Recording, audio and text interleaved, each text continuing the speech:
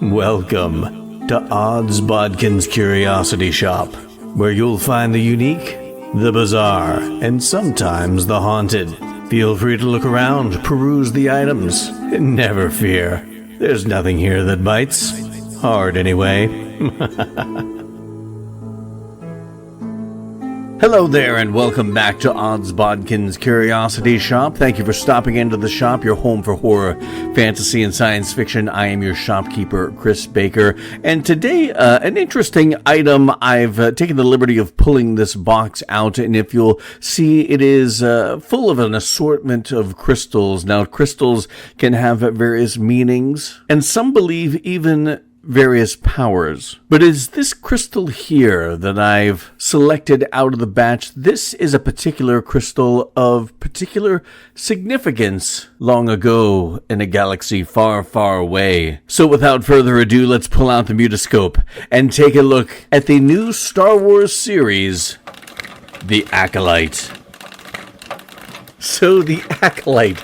Oh, geez, I have debated in my mind how to tackle this series, because this series was one I was actually really looking forward to, because I thought the way they made the premise of this sound in the development stages, that this was going to be a show that told a story from the perspective of the Sith and the rise of the Sith from extinction. And I thought, that's an interesting idea. And we kind of got that, but we didn't really get that. It was also pitched as a murder mystery, and we kind of got that, but we didn't really get that. What we did get was a show that delved into aspects of Star Wars lore that were interesting, but did it kind of in a half-assed, ham-fisted way. And it was also done in a way that was obviously going to be rightly or wrongly divisive amongst fans. And in the end, you got a show that hit the mark in certain aspects, missed the mark in a lot of aspects, and created a certain amount of fodder for the people that are, going to cry woke every time they see something on the screen that they don't particularly like from a gender, race, or sexuality standpoint. And ultimately for me, while the show excelled in some areas, like all the fight scenes were fucking fantastic in this show.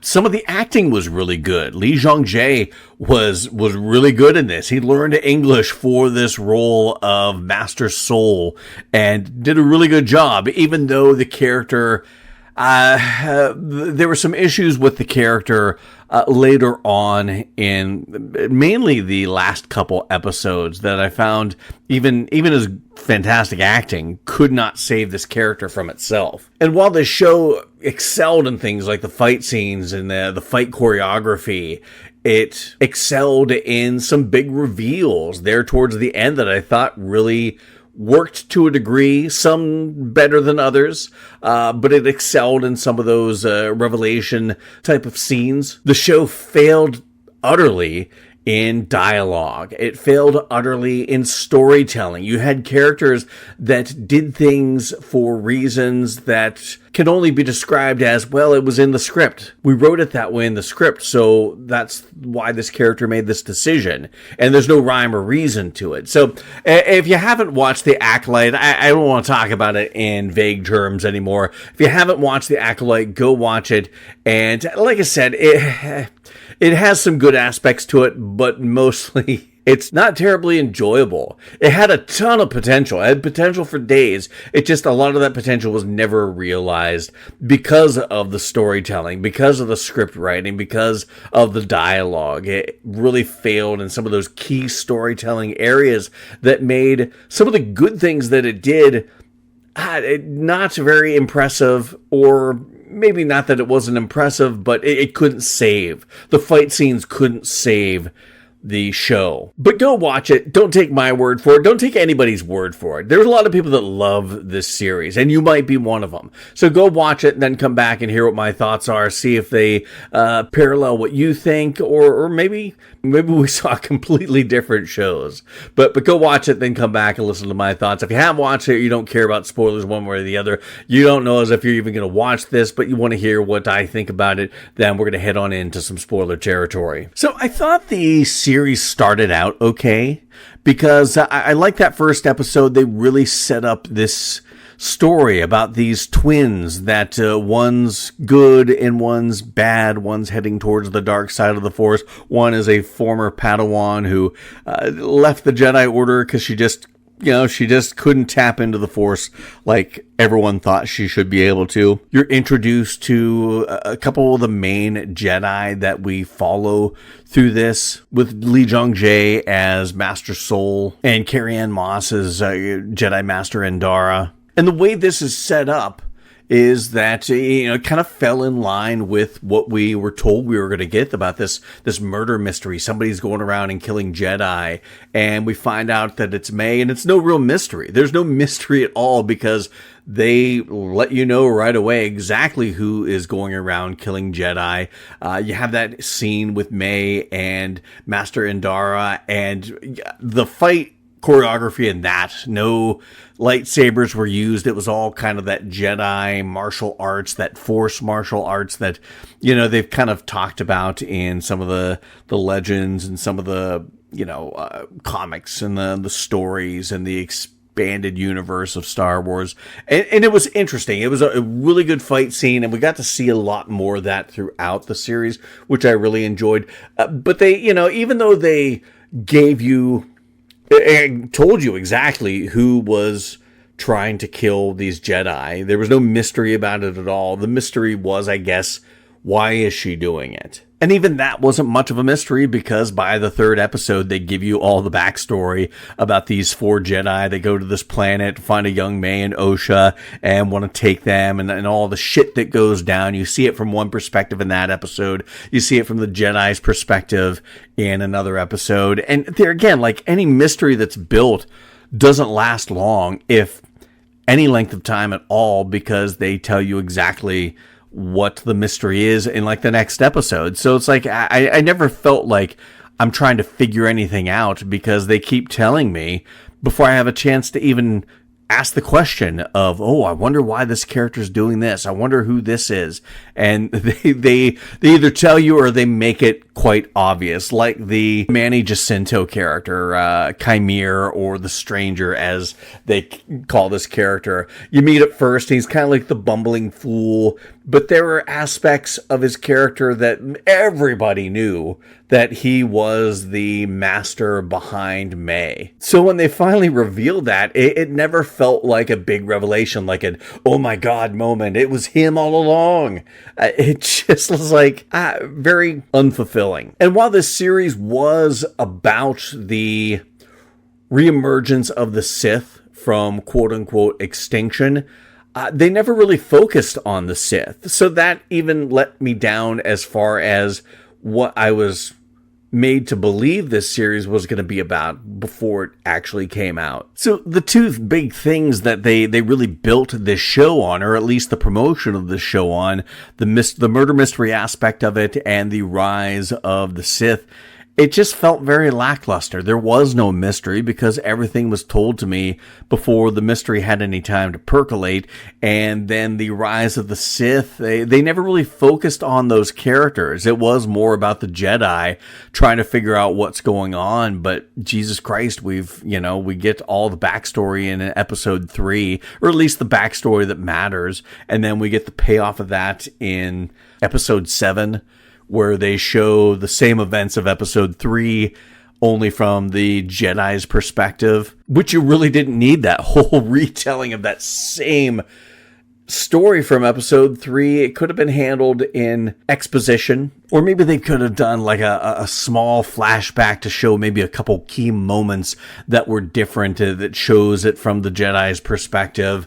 We did see that the Mother Anastasia character was killed by Soul, but you didn't need to dedicate a whole effing episode to retelling something we saw in a previous episode. I know I know what they were trying to do to show it from a certain point of view. That's all right. That's fine. But it's nothing we didn't already figure out. In some regard, in that episode, we knew that things didn't go down the way we saw it in episode 3. We knew that there was another side to it. The Jedi weren't completely innocent in all of this, and they established that quite well in that episode. We didn't have to see it to know it, and like I said, they could have handled that in a couple brief flashbacks to show a couple scenes that maybe were integral in showing that the Jedi weren't completely innocent in that whole showdown. And ultimately, the real story of this series is the Acolyte. Who is the Acolyte, the titular Acolyte? And that's understandable. That's justifiable. The show is called The Acolyte, but I wish they would have just been up front with that. It's not necessarily a murder mystery. Who's killing all these Jedi? Because they tell you, like, right in the first fucking episode, who's doing it. It's not a rise of the Sith or a reemergence of the Sith. It is in the vaguest of terms, but it is more about this Acolyte that Manny Jacinto's character is trying to bring on to become an apprentice to either overthrow Darth Plagueis, who we don't know if he's his master or how that whole situation works, but Darth Plagueis is brought into this, and everybody kind of expected that. That's the problem, is everybody expected so much of what got revealed that it never really felt like it was a big revelation. Manny Jacinto being the stranger, the one who is looking for an acolyte to follow him. There were some red herrings to it being somebody else, but for the most part, all arrows pointed to the Chimere character. You knew there had to be somebody behind him, and who would be the most obvious? Well, at that time, the timelines in this are a little sketchy, and I know some of the real hardcore Star Wars fans that have read every little piece of literature out there and, fancy themselves experts because they read a bunch of fan theories that they take as canon. They were upset about some of the timeline stuff, but, in this timeline, you're thinking probably Darth Plagueis or his master, Darth Nebris. So the fact that they revealed Darth Plagueis there in that season finale, it never really felt like a big reveal because everyone was kind of expecting it. I mean, you could say it was a surprise at the briefness of the reveal of Darth Plagueis or how much it didn't play into the story at all, but it wasn't really a big surprise. Now, I'm going to go into some of the things I didn't like about this, and I am going to end on some of the things I did like about this series, because there were some things I did like about the series. The series wasn't a complete waste. It did have some interesting things we've seen for the first time in live action, but for the most part, there were a lot of things I didn't like. And one of the things was the fact that this series was so derivative of so many other things that we've seen in Star Wars movies. It's like there really weren't very many original ideas in this. You have the twins, and of course the twins, you got Luke and Leia are twins. If you go into the expanded universe, you've got Jason, Jaina, Solo. So having May and Osha as twins, and I know that they're doing this thing where they're one person but split into two. That's a concept that's really hard to get anyone's mind around. I get what they mean by it, but for all intents and purposes, they are twins. And I've seen twins multiple times, whether it's Timothy Zahn's written word, whether it is the original trilogy. I've seen twins in this, and okay, been there, done that, bought the t-shirt. The Coven of Witches, I know people were all fucking upset about that because they were quote unquote lesbian witches, lesbian space witches. That didn't fucking bother me. Whatever. The thing that bothered me was like, okay, we've already seen the Witches of Dathomir, and we just saw them in the Ahsoka series, or at least a few of them. And we're probably going to see more in Ahsoka season 2. And that's not to say that there aren't other covens of Force wielding witches in the Star Wars galaxy. But like, I've seen this already. You couldn't do anything different. Bringing back the idea of a virgins in the Force. We've already had that with Anakin, and Anakin being a child born of the Force. They kind of teased at that, and I don't think that's exactly where they were going with that with May and Osha. But, you know, there again, they really implied that these two were born of the Force, much like Anakin, or because of the Force, or Force manipulation. And there again, I've seen that already, saw that in the prequels. There were so many lines of dialogue that were callbacks to other lines of dialogue, and not just I've got a bad feeling about this. I mean, that's kind of an ongoing joke in Star Wars.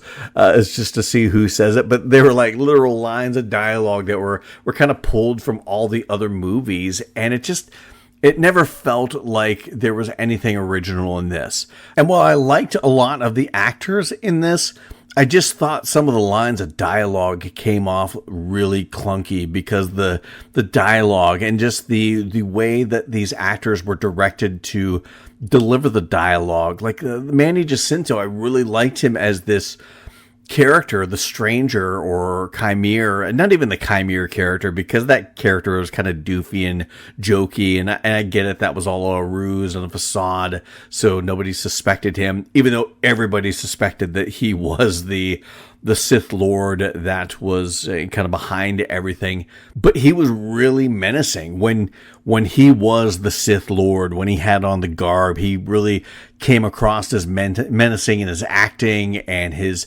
portrayal of this character. But as the Chimere character, they had him just kind of doofy and almost like a goofy bro. And that one scene where they're asking who he is, I think it was Master Soul asking him who he is, and he's like, "You could call me Sith." And it's just like, why the fuck did they let him say it like that? Why did they direct him to say it like that? It sounded stupid. It sounded corny.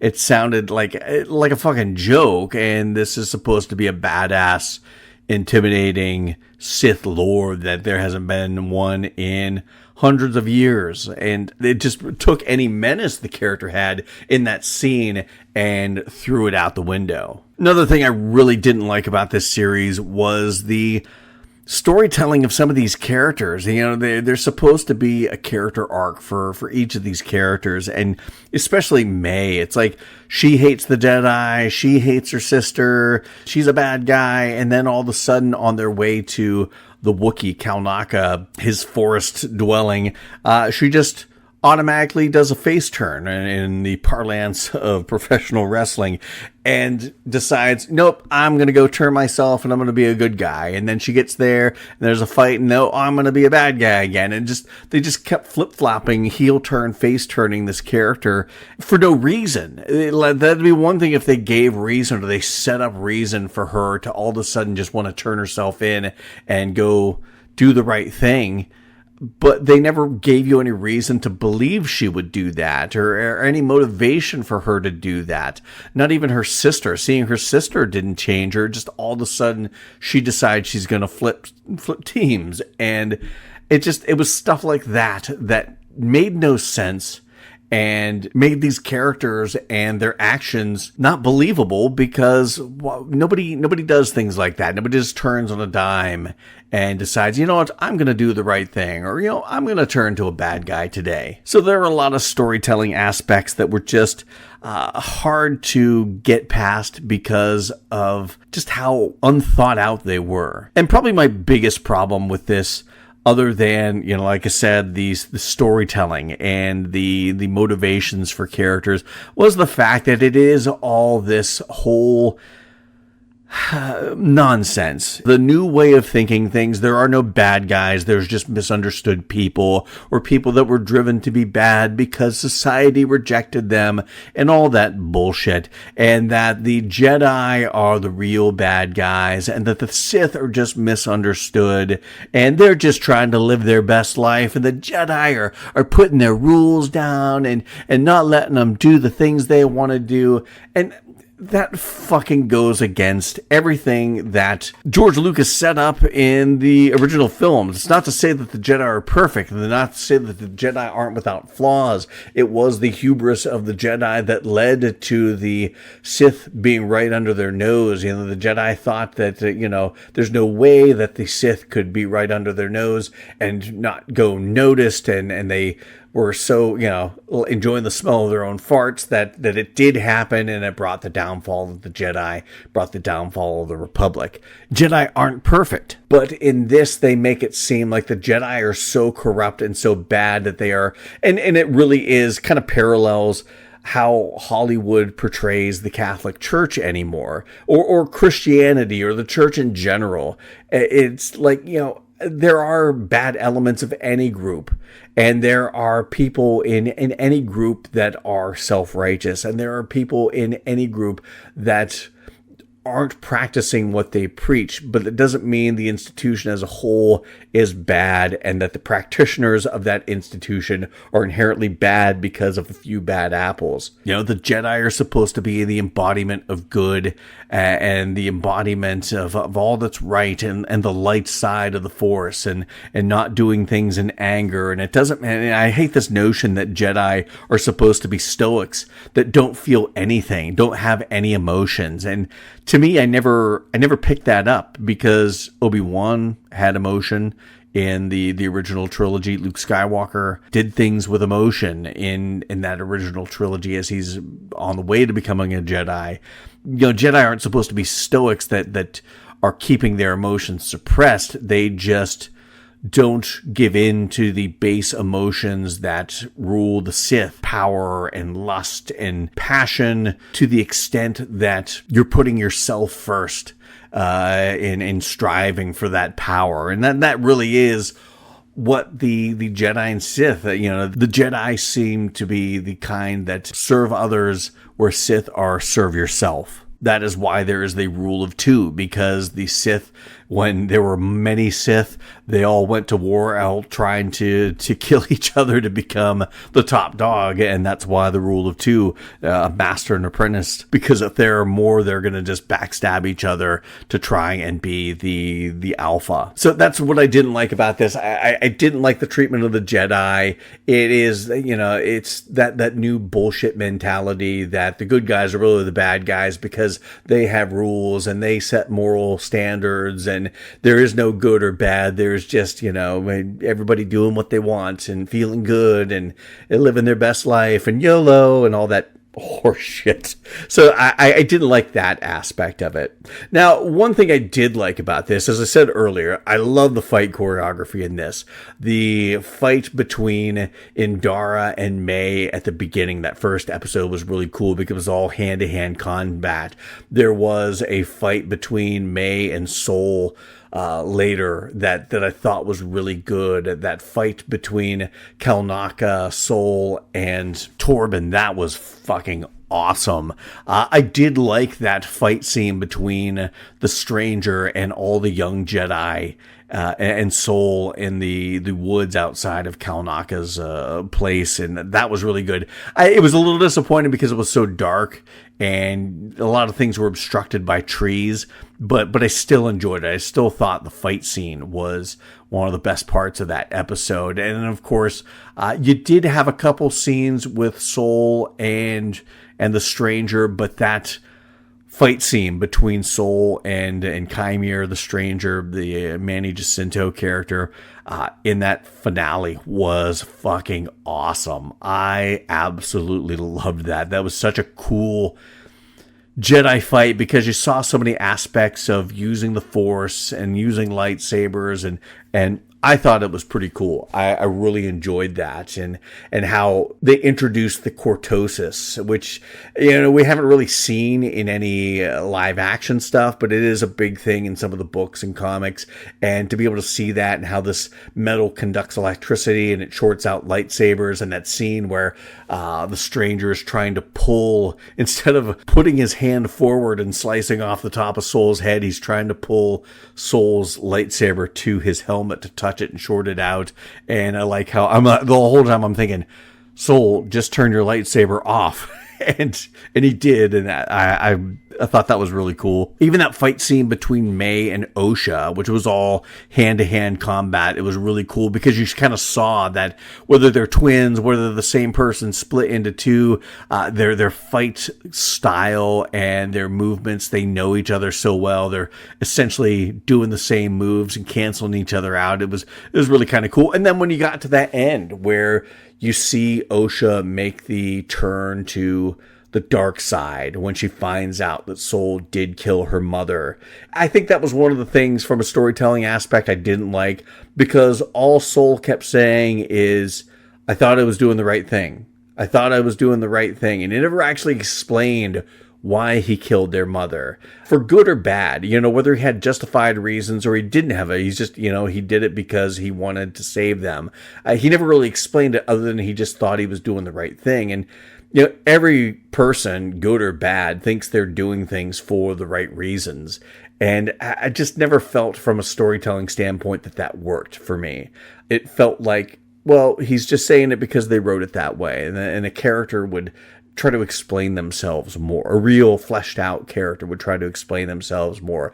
But the one cool scene that I really did love, two actually, is when we finally get the realization what Chimere and the stranger was saying, where the final test for May to become the Acolyte was for her to kill a Jedi without using a weapon. I'm like, okay, how's this work? Does she get him? No, it's not get him to kill himself, because that's what she did with Torben, and that wasn't it. And I was trying to figure out, and it was just the simple idea of a person learning to use the Force to force choke somebody, a very Sith power. And I thought that was interesting. I liked that revelation. Oh, that's what they meant. It was simply that simple. And I like that. And I like the bleeding of the kyber crystal. I didn't at first, because I wasn't really 100% sure on how that worked until I went back and did some research into bleeding of kyber crystals to turn them, how the Sith turn them red to get their red lightsabers. And then actually, when I had some context, the right context, I actually do like that scene. To be able to see it happening for the first time in live action was really cool. Like I said, once I really understood it a lot better, at the time I was like, I don't think that's how that works. And I just didn't know. I was under the assumption, and my assumptions were wrong. And once I was better informed, I really liked that. I thought that was kind of cool. And then, of course, all of it being pinned on Soul, the Venestra Rowe character coming in and being just as bad as any of the other Jedi, cover-ups and lying. It very much played into the whole theme of this, is that the Jedi aren't the good guys. They're not really that good. And come on, it's fucking. Not everything has to mirror real life. Not everything has to be like it is in today's politics, where you got two sides, and it's two sides of the same coin, because one's just as shitty as the other. We'll talk about that on Thursday's episode when we talk about The Boys season 4 that just ended here last week. It's okay to have these people are the good guys, these people are the bad guys.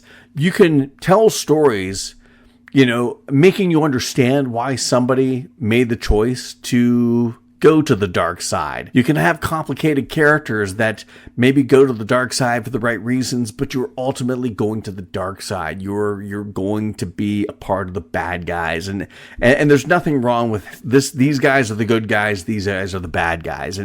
And Star Wars these days try to blur that line, and it just fucking makes it not unwatchable, but Jesus please us, it makes it annoying to watch when you see filmmakers and showrunners doing shit like this. But ultimately, like I said, the cast I enjoyed for the most part. Amanda Stenberg, she did all right as May and Osha. I did not like her portrayal. Like I said, some of the dialogue was clunky, and that, I can't blame the actor for not being able to deliver shitty dialogue.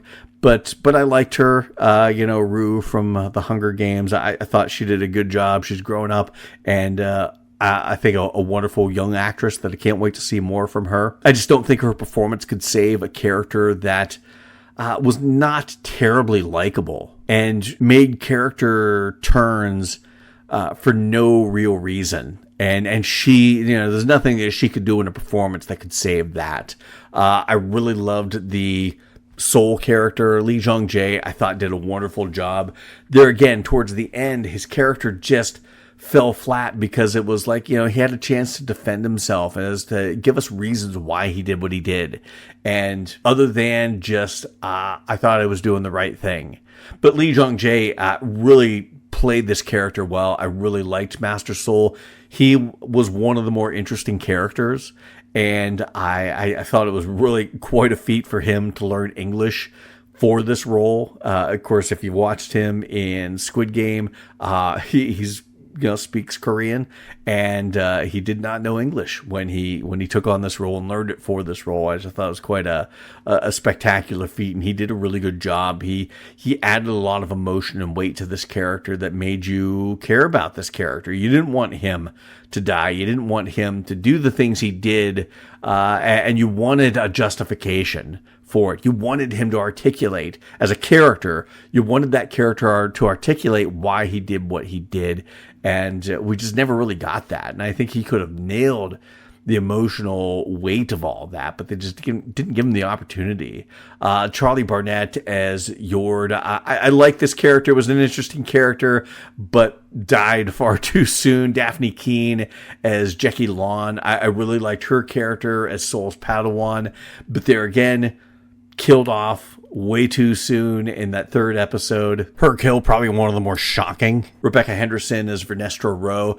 This was a character I think got more interesting as it went on, and her performance got better as it went on, but the character was kind of flat, and her performance didn't elevate it any, because I think they're trying to make some of these higher up Jedi too stoic, and to me that's not the Jedi. The Jedi aren't stoics. They are people that don't give in to their base emotions. They're not giving in to passions and lusts and the covetousness that the Sith do. Jedi, to me, always seem to have emotions but not be ruled by them. Jodie Turner-Smith as Mother Anastasia I thought was really good. Carrie-Anne Moss was excellent. Manny Jacinto as Chimere, or the Stranger. I thought the Stranger outside of Soul was one of the more interesting characters. If they would have taken this character and followed him throughout, I thought it would have been a more interesting show and maybe a better show. I can't guarantee that, but I think it'd have been a more interesting show if you would have just did what you said you were going to do and do this show from the perspective of the Sith and him trying to get an acolyte. And I think that could have turned out a lot better. Charles Dean Chapman as Torben, of course, King Tommen from Game of Thrones. I really liked him. What little we got of him, in spite of that older version of him with the shitty wig and the horrible fake beard. But Star Wars, thanks to the prequels, no strangers to horrible fake beards. Obi-Wan Kenobi. At least in the second one. But the Kalnaka character, Jonas, I'm not even going to try and pronounce his name, but he's played Chewbacca in some of the newer stuff, and he played Kalnaka in this. He also played the Wookiee in Book of Boba Fett. He did a really good job with this. Seeing a Jedi Wookiee for the first time in live action was really badass. I know everyone was upset because they killed the character off before we got that flashback, but the flashback made it all worth it to see that Wookiee Jedi lightsaber fight between Kalnaka, Soul, and Torben. The Mother Coral character, Margarita Laviva, I'm probably butchering that last name. She's not dead. She disappeared and teleported off somewhere. So I don't know if we'll see her, if this gets a second season. that we might see her show up again. And of course, David Harwood as Rycourt, the Republic senator that shows up, that mistrusts Jedi, shows up at the very end. He was referenced earlier, but to have this character show up in the very last episode just kind of felt anticlimactic. There again, it was, having this character show up, having Plagueis show up, it was a lot of, hey, we're really counting on this having a second season. And I don't know if it will. It probably will. Kathleen Kennedy will push this through just because. But I don't know. If you listen to critics and you listen to fans, I don't think this necessarily deserves a second season. Not unless the storytelling drastically improves. And that was probably my biggest problem with this. And I mentioned this before, and I don't want to repeat myself, but the storytelling was the biggest problem with this. It wasn't the fact that they had a coven of lesbian space witches. Come on, grow the fuck up. The fact that they did a coven of space witches, force witches, that we've already seen before. We've seen this with the Night Sisters. That was more of my problem with that. It wasn't the fact that they were lesbians, or there were lesbians in that group. It wasn't the fact that they focused on female characters or people of color as lead characters. Now, to sit there and say that Disney isn't putting a premium on female-led movies and series and leads that are people of color, to say that Lucasfilms isn't putting priority on that, you're lying to yourself. But in the same breath, that's not a bad thing either. There's a lot of room for a lot of different stories in Star Wars, and a lot of those stories can have female leads. They can have leads that are people of color. There's nothing fucking wrong with that. And if your biggest problem is that, then maybe you're the problem. I don't care what color or what gender or what sexuality the character is, as long as it's a good fucking story and it's well told. And that is the problem, is we're getting stories that just aren't well told. Even Kenobi. Kenobi was, Ben Kenobi's an old white guy. And the story was still not that good. As much as I wanted to like that, and as much as I really liked that last episode where we got the showdown between Obi-Wan and Hayden Christensen as Darth Vader, I fucking loved that fight scene. It still couldn't save what was a pretty lackluster season that was full of out of place, hey, look at me, I'm in a Star Wars cameos. So it doesn't matter the race, gender, or sexuality of any of these characters if they're not telling good stories. And that is the biggest problem with The Acolyte. It was a story full of good ideas, and very few of those ideas were actually pulled off with any success. Most of the ideas were not pulled off successfully, and most of the story arcs and the storytelling aspects of this were not done successfully. I mean, to be honest, I could have dealt with the fact that they had a coven of space witches. I know it feels like a ripoff of the Witches of Dathomir, but I could have lived with that. They make them different enough. I could have lived with that. Even if they are, as people were crying and whining about, lesbian space witches, I could deal with that. But the fact that they made them stupid, and they made them kind of silly, and that silly chant, the power of one, the power of two, the sing-songiness of it, it felt like a bad musical. And then to have at the end of the episode, I think it was the end of that episode, or maybe the next one, I'm not sure, but to have like a song, they had some artist do a song all about the power of one, the power of two, the power of many, like a modern hip-hoppy R&B song. And I'm like, John Williams is somewhere shaking his head saying, what the F? Because it felt so un-Star Wars. And I get it. You're trying to do things different. You're trying to do things modern. You're trying to attract a modern audience. But Star Wars, you have to treat it with a certain amount of respect and reverence in regards to certain things. And that crossed a line that's going to piss fans of Star Wars off. And you fucking went into that knowing that. Leslie Headland went into this knowing, and she even said in certain interviews, I know some of them are old interviews, but it almost felt like she wanted to go into this and kind of like Rian Johnson did with The Last Jedi and subvert expectations and do things differently and you know, essentially piss off the core Star Wars fans. Not the ones that are bitching and whining and crying woke. I'm talking about the true blue Star Wars fans, the ones that grew up with it, the ones that love it, the ones that give every movie that comes out and every TV show the absolute best chance. You know, I went into this giving this every chance to be really good and to be impressed by it. But goddamn, if Leslie Headland, it felt like she went out of her way to make this something I wasn't going to care about and I wasn't going to really like. And that had nothing to do with race. It had nothing to do with sexuality. It had nothing to do with gender. It had everything to do with storytelling and doing things in a way that didn't feel Star Wars. And I think that's the problem you have with some of these shows and some of these movies, that they slap the name Star Wars on it, but it doesn't feel like a Star Wars story. And that you kind of have to put the blame on Kathleen Kennedy, because she's the captain of this ship and she's down in the captain's quarters and there's nobody steering the ship and they're heading right into a storm.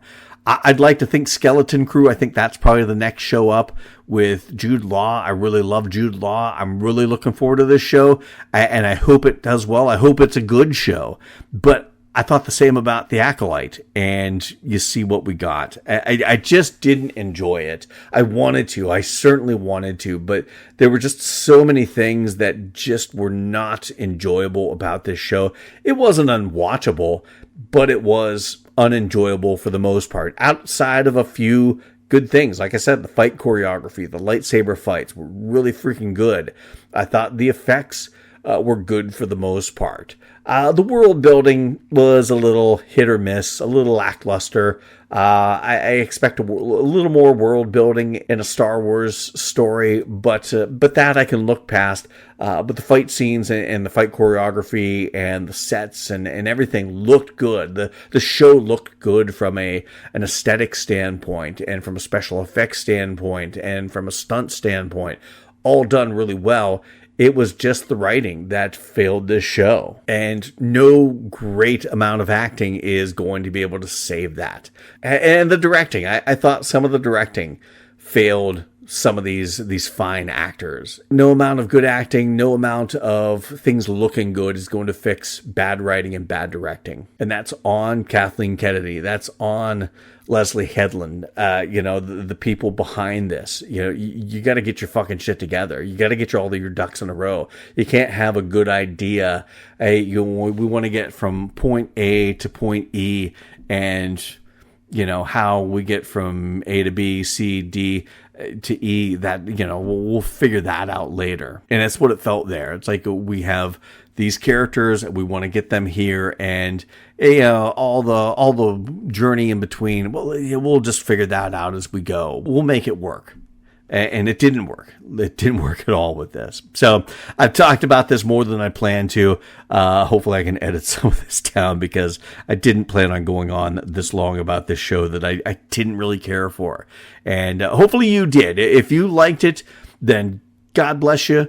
I'm glad you did, but I just didn't care for this. If you didn't care for it like me, then hopefully we'll get a little bit of redemption with Skeleton Crew, but I'm not holding my breath, unfortunately. And I hate to say that, because I fucking love Star Wars, and I just keep getting let down time and time again. So I want to thank everybody for listening to my thoughts on the Star Wars series, The Acolyte, on Disney+. You can check it out now. And thanks for listening to my thoughts on it. If you haven't watched it, go see it, and hopefully you enjoy it more than I did. But I want to thank everyone for listening. You can check out more about what's going on with Odds Bodkins Curiosity Shop on our Facebook and Instagram pages. Always posting about horror, fantasy, and science fiction, as well as the latest episodes. No matter where you listen to this podcast, like, follow, subscribe to it to stay on top of all the latest episodes. Leave those reviews. 5 stars would be awesome, but whatever review you leave, we do appreciate that feedback. And as always, share this podcast with anyone that you know that loves horror, fantasy, and science fiction. So until next time, Thank you for visiting Bodkins Curiosity Shop. We hope that you found something to your liking and visit the shop again soon. But even though you may come back, you never really get to leave Bodkins Curiosity Shop.